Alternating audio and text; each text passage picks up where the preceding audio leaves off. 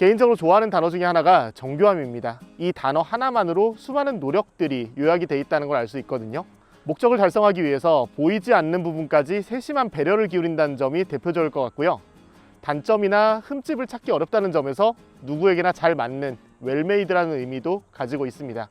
저는 모터그래프 박홍준입니다. 렉서스의 5세대 RX 450H 플러스는 이런 정교함과 얼마나 잘 맞는 자동차인지 한번 살펴보도록 하겠습니다.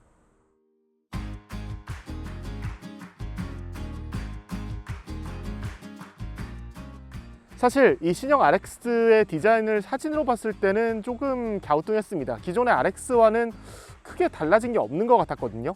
그런데 역시 차는 실물로 봐야 되는 건지 실제로 보니까 느낌이 많이 다릅니다.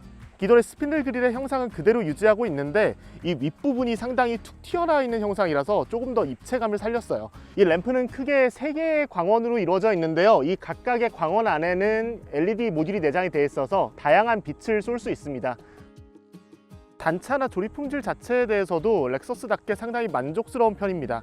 이 도장 부분에 있어서도 갈색과 금색이 좀 섞여 있는 듯한 이른바 로즈골드 느낌의 페인트인데 조색 과정에서 잘못 칠했다가는 자칫 우글우글한 느낌이 날 수 있거든요.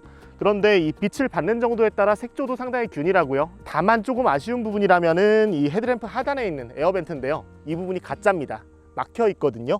아무래도 라디에이터 그릴이 워낙에 거대해서 이 공기를 받아내는 데에 전혀 문제가 없다 보니까 이 부분은 디자인 포인트로만 남겨놓은 것 같습니다. 이 재밌는 건 이 휠하우스 안쪽에는 이 공기가 흐를 수 있는 구멍이 마련이 되어 있다는 겁니다.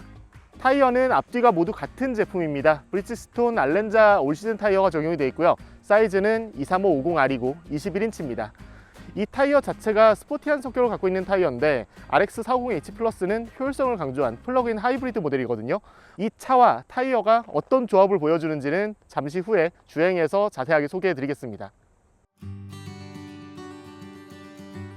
이 RX 450H 플러스는 2.5리터 4기통 자연흡기 가솔린 엔진과 18.1kW 리튬이온 배터리를 탑재해서 시스템 최고 출력 301마력을 발휘합니다. 전기 모드로 주행할 수 있는 거리는 56km인데요. 경쟁 상대로는 메르세데스 벤츠 GLE 350e 포매틱을 예로 들 수 있을 것 같습니다. 출력은 30마력 가까이 높고 주행거리는 10km 정도 더 가요. 그런데 주목할 만한 건 이 RX 450H 플러스와 GLE 350e의 배터리 용량 차이가 2배 가까이 난다는 점입니다. 전기 모드로 갈 수 있는 주행거리는 10km밖에 차이가 나지 않는데 배터리 용량은 2배 가까이 차이가 난다는 점에서 렉서스가 얼마나 효율적인 하이브리드 시스템을 갖고 있는지 알 수 있습니다. 이 엔진오일 규격은 0W16입니다. 상당히 저점도 오일이라는 걸 알 수 있는데요. 렉서스가 권장하는 교체 주기는 1년 1만 킬로입니다. 다만 이 공기가 좋지 않거나 가혹 조건일 시에는 경고등이 뜨지 않더라도 6개월 또는 5,000km마다 교환하기를 권장하고 있습니다. 이 RX 450H 플러스의 무게 배분은 앞이 51, 뒤가 49입니다. 거의 50대 50에 가까운 균형감을 보여주고 있는데요. 상당히 인상적이네요. 이 RX 450H 플러스 자체의 크기는 그렇게 크지 않습니다. 전장이 4890mm고요. 휠베이스는 2850mm로 동급의 BMW X5라든지 제네시스 GV80에 비해서는 작은 편입니다. 새로운 GAK 플랫폼을 적용을 해서 휠베이스 자체는 이전보다 60mm 정도 늘어났거든요. 휠베이스가 증가하면서 실내 거주성은 상당히 좋아졌습니다. 전고도 동급에서 제일 낮다 보니까 안 그래도 차가 상당히 작아 보이는 느낌을 많이 받는데요. 이 루프라인도 쿠페형 SUV처럼 스포티하게 떨어지는 형상을 취하다 보니까 조금 더 작아 보이는 느낌이 많이 드는 건 사실입니다. 그럼에도 이 차가 상당히 매력적인 건 SUV에서는 좀 보기 힘든 롱로즈 쇼테크 느낌에 가깝다는 거예요.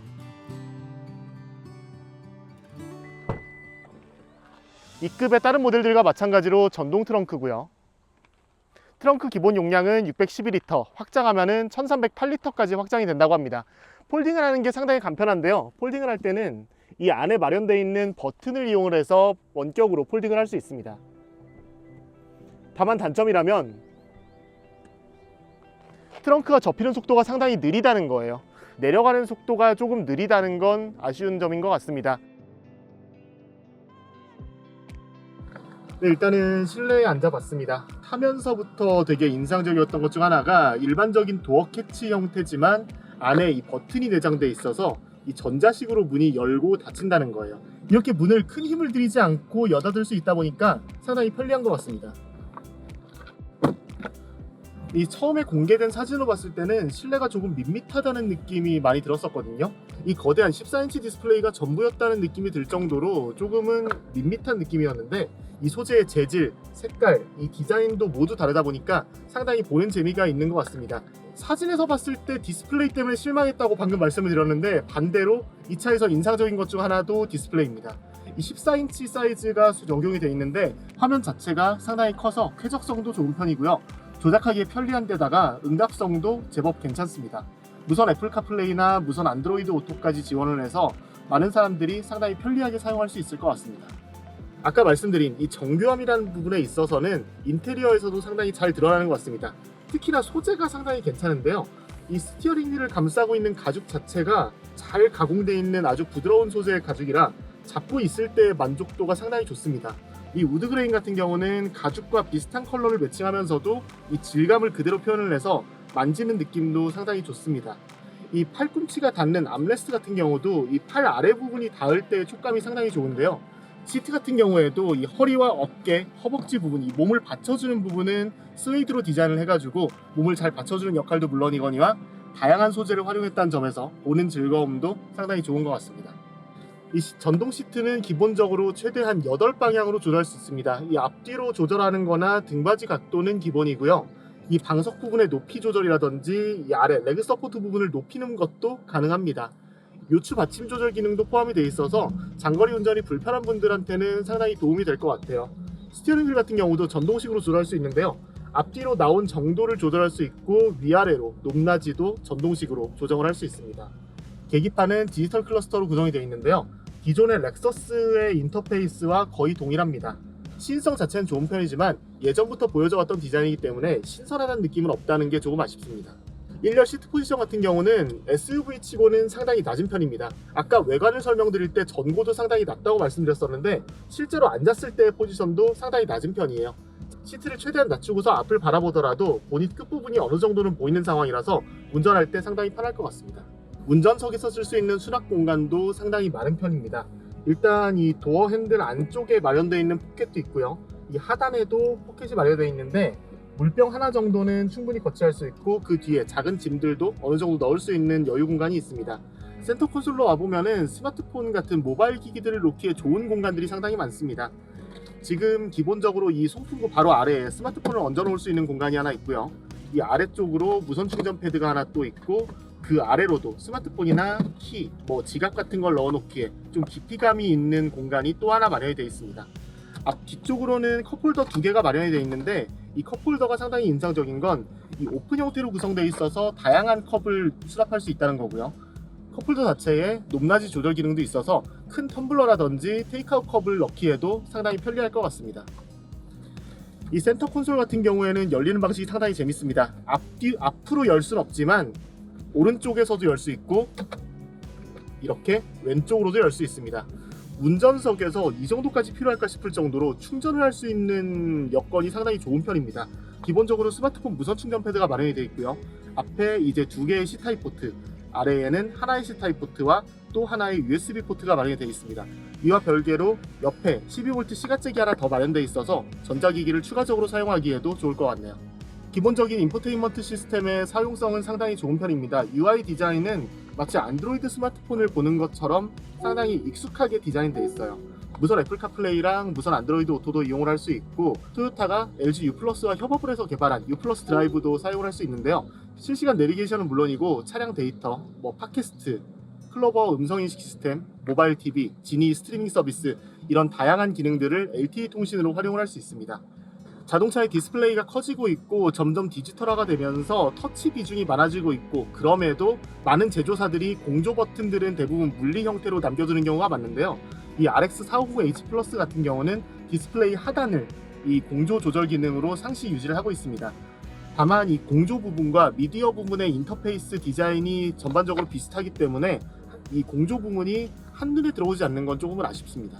오디오 같은 경우에는 다른 렉서스들과 마찬가지로 마클레빈슨 오디오 시스템이 적용이 되어 있는데요. 이 총 21개의 스피커가 이 차 안에 내장이 되어 있다고 합니다.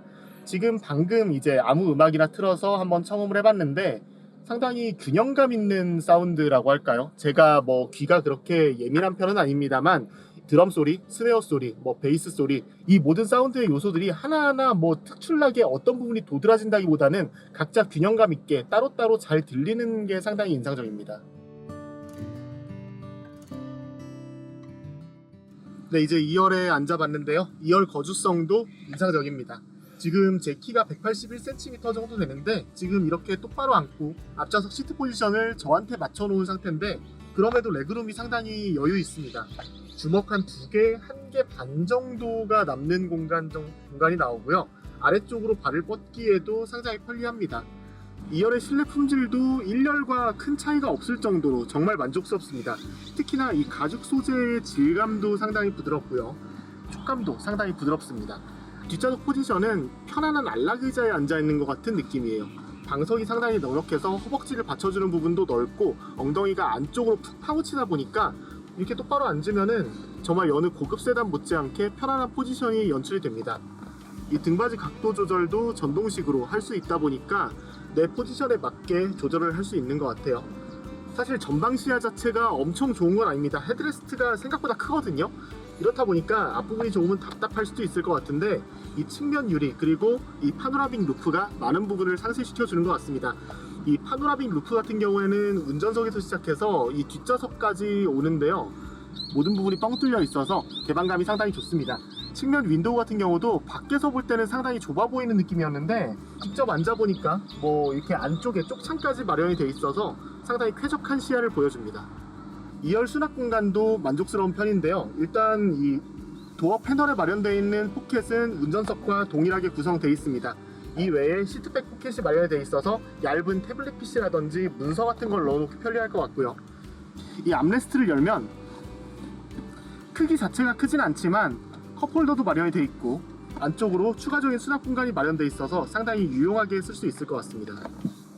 2열에서 누릴 수 있는 편의사양은 이 후석 송풍구에 대부분 마련이 되어 있습니다.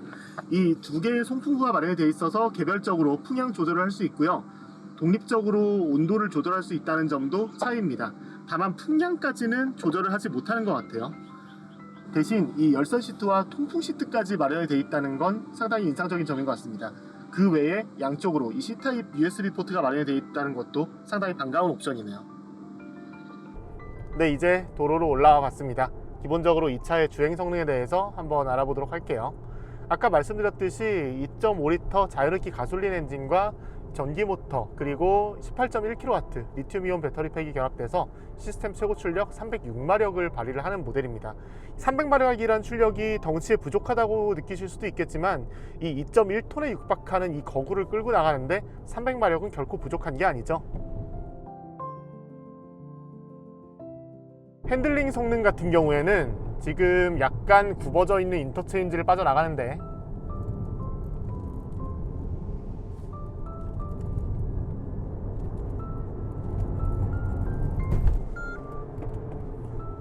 가속 페달을 조금씩 밟아 나가면서 이제 전개를 해봤는데요. 핸들링 성능이 상당히 안정적입니다. 인상적인 게 뭐냐면 이 코너를 돌아 나가는 상황에서 가속 페달을 조금씩 전개하더라도 속도가 점점 붙어나가면서 코너를 탈출하는 속도가 상당히 빨랐다는 거예요. 아무래도 이 렉서스 RX 450H 플러스에 적용되어 있는 전동식 사륜구동 시스템 E4의 역할이 가장 큰 것 같습니다. 추가적인 그립을 확보를 해야 되는 상황에서 각 바퀴에 안정적인 동력을 공급을 해주는 그런 역할을 하는 거죠. 이 스티어링 휠의 응답성도 상당히 빠른 편이었어서 마음만 먹고 와인딩 로드에서 주행을 한다면 SUV임에도 상당히 재미있게 운전을 할 수 있을 것 같습니다. 이 E4를 얘기한 김에 가속 성능도 빼놓을 수 없을 것 같아요. 지금은 이 하이브리드 모드로 주행을 하고 있는데 기본적으로는 엔진이 구동되는 형태고 가속을 할 때마다 전기 모터가 개입을 해서 추가적으로 동력을 보조를 해줍니다. 이렇다 보니까 체감되는 가속 성능이 상당히 빨라요. 지금 앞차가 상당히 저속으로 주행을 하고 있어서 한번 추월을 해보려고 하는데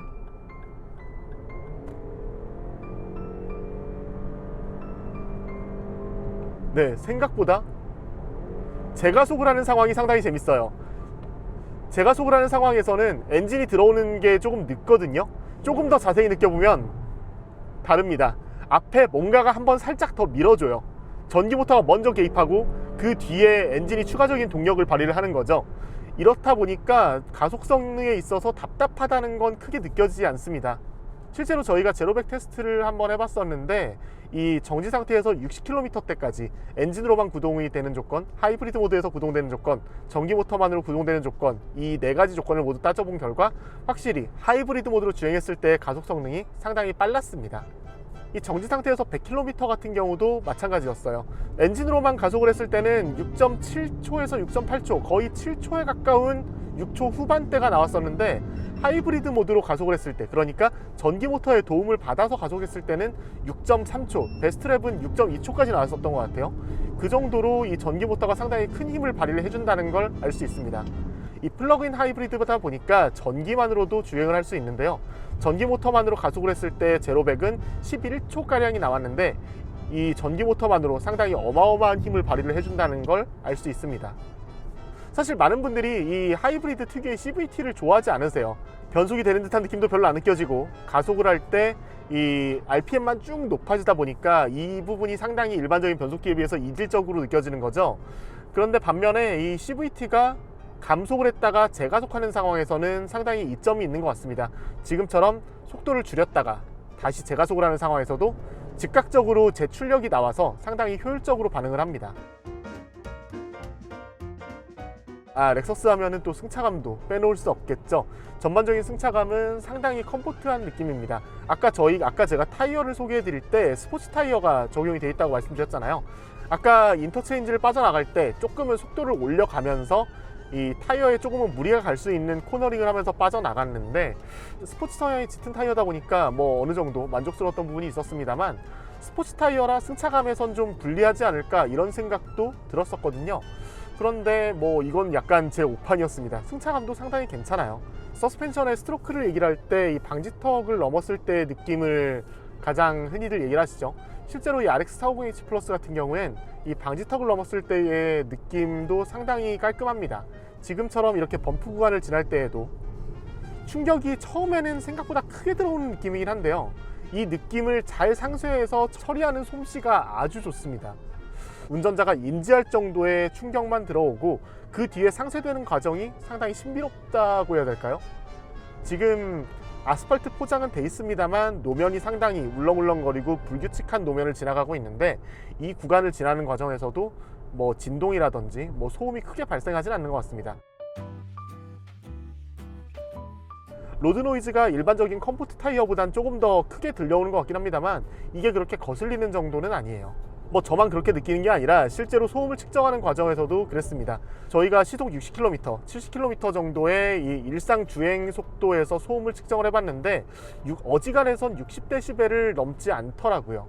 100km로 소음 측정을 했을 때도 마찬가지였습니다. 저는 조금 놀라웠던 건데 100km에서도 소음 차이가 그렇게 크지 않았어요. 100km 정도에서는 59dB에서 60dB 정도를 유지했습니다. 주변 차들도 속도가 높다 보니까 주변 차들이 지나가는 소리도 당연히 크잖아요. 이 상황에서는 3에서 64dB 정도로 살짝 튀는 경향을 보였었는데 이 50에서 60km 그리고 100km에서까지 균일한 이 NVH 성능을 보여준다는 부분이 상당히 인상적이었습니다. BMW X5나 벤츠 GLE 같은 경우에는 이게 대체적인 독일차의 특성인데 고속주행을 하는 상황에서는 어느 정도의 엔진음 유입은 허용을 합니다. 반면에 렉서스는 이 엔진음 하나하나까지 다 틀어막은 느낌이에요. 일체의 소음도 허용하지 않는 이른바 도서관보다 조용한 차라고 얘기를 하는 이 렉서스만의 장기인데 실제로 엔진이 도는 소리마저도 잘 들리지 않고 로드 노이즈나 바깥 소음들 정도밖에 들리지 않아서 실제로 체감하는 정숙성도 렉서스가 훨씬 뛰어난 것 같습니다. 아까 전에 제가 실내에 앉았을 때 이 시야에 대해서도 말씀을 드렸습니다만 실제로 운전할 때의 시야감이 훨씬 좋은 상태예요. 앞에 쪽창까지 마련되어 있어서 뭐 좌회전이나 유턴을 하거나 이런 상황에서도 시야를 더 편하게 확보할 수 있는 것 같아요. 후면 유리도 상당히 널찍한 편이어서 후방 시야도 편안하게 확보할 수 있습니다. 뭐 이거랑 별개로 전자식 사이드미러가 있어갖고 뭐 후방 시야가 확보가 되지 않거나 뭐 요즘처럼 비가 많이 오는 악천후 상황이라면 이 전자식 사이드미러를 활용할 수도 있겠죠. 이 사이드미러 양 끝단에는 기존의 광각미러보다 더 넓은 시야를 보여주는 거울이 내장이 돼 있어서 오래 보고 있으면 좀 울렁거리긴 합니다만 제가 지금 편도 5차로 도로에서 2차로에 올라와서 주행을 하고 있는데 이 미러 끝단을 보면은 5차로 그러니까 맨 끝에 차로까지 보일 수 있을 정도예요.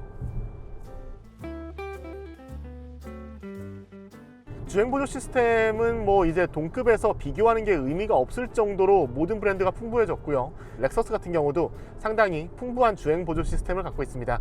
기본적으로 차선 유지 기능은 물론이고 뭐 전방 충돌 경고나 뭐 하이빔 어시스트 뭐 이런 기능은 당연히 기본이고요. 차로 유지 기능도 적용이 돼 있습니다. 레이더 기반의 스마트 크루즈 컨트롤도 당연히 적용이 돼 있고요. 이렇다 보니까 이 스마트 크루즈 컨트롤을 작동시키면은 차로 유지까지 지원하는 주행보조 시스템을 구현을 하는데, 사실 일부 브랜드들 같은 경우에는 차선을 제대로 읽지 못하는 경우도 있었어요. 이 렉서스의 주행보조 시스템은 이 차로의 중앙을 상당히 잘 유지를 해주면서 가는 것 같습니다. 스티어링 휠에 있는 버튼들도 상당히 똑똑해요. 사실 이 그림만 봐선 이게 무슨 기능인지 아는 분들이 많지 않으실 겁니다. 그런데 이 버튼을 올려놓으면 헤드업 디스플레이에 관련 기능들이 떠요. 어떤 의미인지. 왼쪽도 반대로 제 손이 닿는 곳마다 헤드업 디스플레이로 표시가 됩니다. 지금은 정체 구간에 진입을 했는데 어댑티브 크루즈 컨트롤의 차간거리 조절 능력은 어느 정도일지 한번 확인을 해보도록 하겠습니다. 지금 차간거리가 점점 좁아지고 있고 80km 차간거리를 2단계로 조절해놓은 상태인데요. 브레이크를 밟지 않은 상태에서도 생각보다 안정적으로 부드럽게 차간거리를 좁혀나가는 걸 알 수 있습니다. 어지간한 운전자들 못지않게 부드럽게 제동을 하는 게 인상적이네요. 이 RX450H 플러스의 복합 연비가 리터당 14km거든요. 그런데 지금 파주 헤이리에서 저희 사무실에 있는 마포구 홍대까지 주행하는데 지금 평균 연비는 16.6km를 기록을 하고 있습니다. 이 정도의 연료 효율성이라면 상당히 준수하다는 걸 알 수 있죠. 이 RX450H 플러스가 다른 플러그인 하이브리드와는 다른 점들이 분명히 있습니다. 두 가지 주행 모드가 더 있습니다. 이 오토 EV 하이브리드라는 모드가 있는데, 이 모드 같은 경우에는 기본적으로 전기 모터로 주행하되 추가적인 동력이 필요하다 하다면은 엔진이 개입하는 그런 형태를 취하는 거고요. 이 하이브리드 모드 같은 경우에는 사실 일반적인 플러그인 하이브리드에서 만나볼 수 없는 모드입니다. 넉넉한 배터리를 바탕으로 하이브리드처럼 쓸 수 있다는 거, 이런 건 렉서스만이 가능한 게 아닐까 싶거든요. 이 렉서스가 오랜 기간 쌓아왔던 이 하이브리드 기술력이 있기 때문에 가능한 거라고 생각됩니다. 결국 이 차는 누구한테 잘 맞을까? 이런 고민을 좀 해봤었는데요. 제 생각에는 누구에게나 잘 맞지 않을까 하는 생각이 들었어요. 운전의 재미도 어느 정도 갖고 있기 때문에 마음 먹고 달릴 수도 있는 데다가 연비도 좋고 SUV라 공간 활용성도 뛰어나요. 그렇다면은 뭐 스포츠카를 한 대 갖고 있으면서도 일상적으로 탈 만한 차가 필요하신 분들, 이런 분들에게도 상당히 좋을 것 같고요. 렉서스 RX450H 플러스의 예상 유지비에 대해 알려드리겠습니다. 1년 1만 5천 km를 주행한다고 가정할 때 연간 연료비는 약 240만 원이 예상됩니다. PHEV 특성상 배터리만으로 주행한다면 연료비는 이보다 훨씬 저렴할 것으로 예상됩니다. 연간 자동차세는 64만 6,620원이며 손해보험협회를 통해 각 보험사별 예상 보험료를 산출한 결과 보험료는 만 31세 이상 경력 운전자 기준 129만 원에서 176만 원 선입니다.